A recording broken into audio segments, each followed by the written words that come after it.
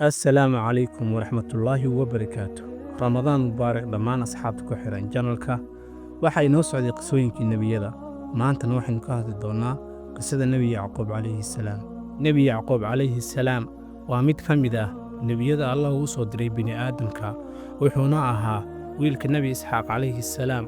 Sidoo kale waxa adeer u ahaa Nebi Ismaaciil calayhi salaam, wuxuuna sidoo kale aabba u ahaa Nebi Yuusuf calayhi salaam, iyo sidoo kale waxa uu ahaa abowihii qabiilooyinka reer bani Israa'iil. Qisada Nebi Yacquub calayhi salaam waa mid xiiso badan oo ka tarjumisa xigmadda Alle iyo barakada nebinimada, iyo sidoo kale dhibaatooyinka uu la kulmay intii uu noolaa. Qisadiisana waxay ka mid tahay qisooyinka ugu caansan Islaamka, waxaana lagu xusay Qur'aanka Kariimka ah iyo kutubadii hore ee Towraadka iyo Injiilka. Nebi Yacquub calayhi salaam waxa uu ku dhashay dhulka Shaam, sidoo kale waxa uu ahaa wiilka uu dhalay Nebi Isxaaq calayhi salaam iyo xaaskiisa Rafaaqa. Waxaana la sheegaa markii hooyadiisay uurka qaaday inay dareentay in uurkeedu uu aad u culus yahay.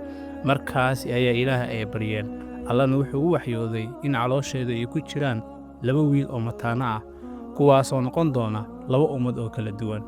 Wiilashaasina waxay ahaayeen Nebi Yacquub calayhi salaam iyo walaalkiisa Ciisow. Nebi Isxaaq calayhi salaam waxa uu doonayey in wiilkiisa Yacquub uu guursado gabar cibaado badan, sidaas darteed waxa uu u diray dhulka Shaam si uu u guursado gabar ka mid ah qoyska xigtadiisa ah. Nebi Yacquub calayhi salaam waxa uu aaday dhulka Shaam, wuxuuna u tegey adeerkiis, kadibna waxa uu la kulmay Raaxayl oo ahayd gabar aad u qurux badan, uuna jeclaaday, wuxuuna damcay inuu guursado.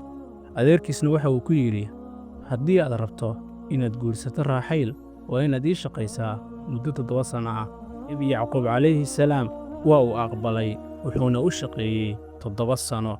Laakiin markii la gaaray xilligii guurka, waxaa loo guuriyey gabar la yidhaahdo Liyaah oo ahayd walaashii la dhalatay Raaxayl. Nebi Yacquub calayhi salaam waa uu ka carooday adeerkiis, wuxuuna mar kale u sheegay haddii uu u baahan yahay inuu guursado Raaxayl inuu u shaqeeyo 7 sano oo kale. Nebi Yacquub calayhi salaam waa uu ka aqbalay mar kale.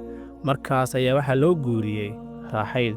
Sidaas darteed wuxuu guursaday 2 dumar oo walaalo ah, wuxuuna adeerkiis u shaqeeyey 14 sano. Nebi Yacquub calayhi salaam waxaa loo dhalay 12 wiil. 2 ka mid ah wiilashaasi waxaa u dhashay Raaxayl, waxayna kala ahaayeen Nebi Yuusuf calayhi salaam iyo walaalkiis Binyamiin. Nebi Yacquub calayhi salaam waxa uu noolaa cimri dheer, waxaana la sheegaa inuu dhintay isagoo jira 147 sano. Kadib Nebi Yacquub calayhi salaam waxaa lagu aasay Xebroon oo ku taala dhulka Falastiin, halkaas ay ku aasnaayeen Nebi Ibraahim calayhi salaam iyo Nebi Isxaaq. Qisadan teeda xigtana waxaan ku soo qaadan doonaa qisada Nebi Yuusuf calayhi salaam. Intaa iyo intaynu isaga imanayno kulan dambe, waxaan idinkaga tegayaa assalaamu calaykum waraxmatullaahi wabarakaatuh.